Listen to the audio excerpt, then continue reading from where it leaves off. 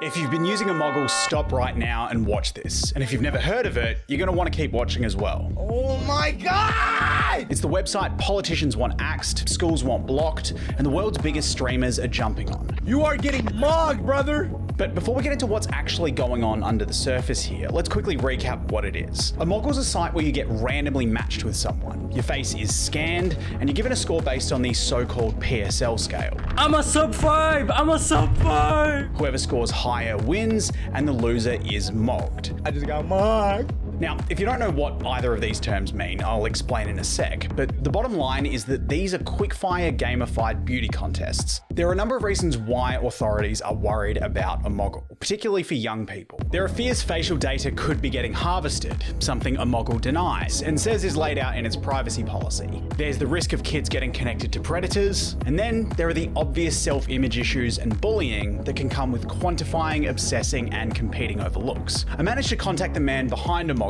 who says he's aware of these issues, which is why the site is an 18+ product. The problem is, Omoggle's age restriction isn't exactly the hardest thing to get around. And we've been forwarded emails from authorities that are warning parents that children are playing it and that they're trying to get the site blocked in schools. And this brings us to the real question here. Why are a growing number of young men obsessing and competing over beauty standards? Omoggle and the PSL scale are part of the growing Looksmaxxing movement, which is all about trying to make yourself as attractive as possible. We live in a society that focuses a lot on looks, and so it's not surprising that online communities have developed around this. They're offered this idea of self-improvement, of optimization. Now, self-improvement isn't a controversial idea, but Looksmaxxing is, for three main reasons. Major figures in Looksmaxxing use extreme methods. The ends always justify the means. Peptides, surgery. When did you start taking testosterone?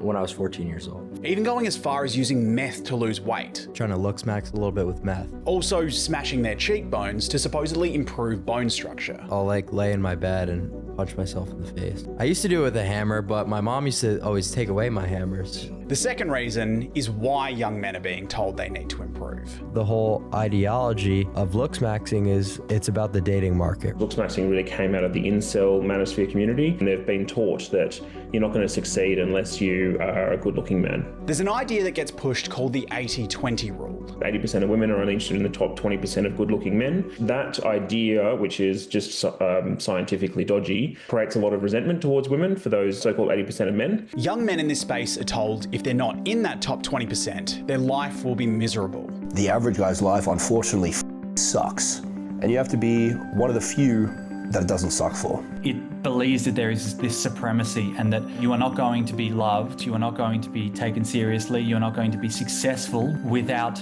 finding ways to level up. If you're not physically attractive, you won't be able to really have lasting relationships with women. Hierarchy is a big part of this belief system. And if you're one of the young men at the bottom of the totem pole, you get referred to as subhuman. Well, obviously for a while we had enforced monogamy, and that probably allowed some subhumans to get a chance for a little bit.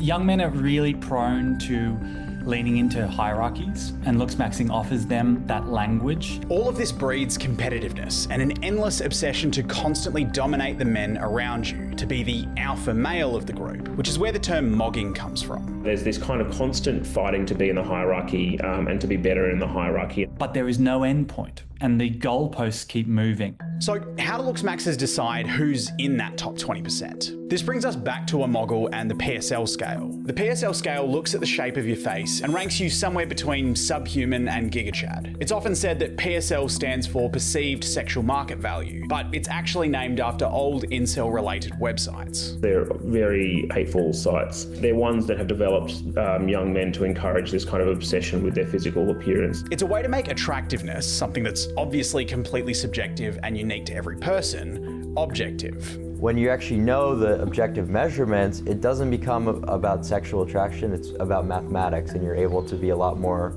analytical with, rating people. But what's sexy about math?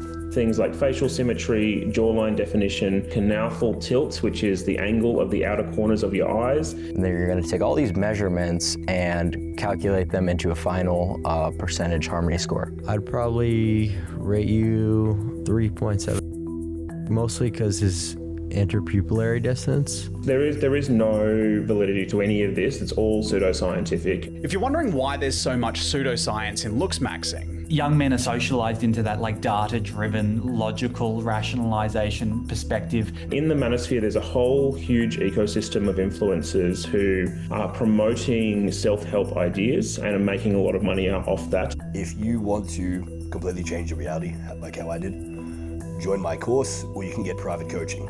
it's a lot easier to sell ideas if your audience believes they're based in science. And it's even easier to corner the market if it's science that only you understand. They become the holders of the knowledge and therefore they can make the money off holding that knowledge. This is black and white. This is how it is. As a whole, these rules are true, and these are rules that you I don't think they're true, dude. I think you're making up fake rules. Now, it's important to be clear that not everyone who's jumping on Omoggle is taking it seriously, or genuinely believes the ratings are anything more than made up numbers. Even the man behind Omoggle told me the ratings are just a game mechanic, and not actually an objective judgment, and that Omoggle's just supposed to be a fun social game. The thing is, that may not be obvious, particularly to insecure young people that jump on. And even if the guy behind Omoggle doesn't believe the numbers are objective, there's a whole movement of people that do. And experts warn that sites like this can still end up pushing vulnerable people towards harmful ideologies. In a world where we're seeing an increasing sense of insecurity, the sort of increasing depression rates, increasing social isolation, a whole site designed to make you feel insecure effectively is not something that's particularly healthy for anybody. There is so much suicide promotion in many of these spaces. There is so much actual stigmatizing of real distress and mental health issues that while they've come in seeking to solve these problems, the very nature of these communities is destructive to one's well-being. Am I supposed to feel bad if someone just gets, brutally insecure or starts having body dysmorphia? It's like, why is that responsibility on me?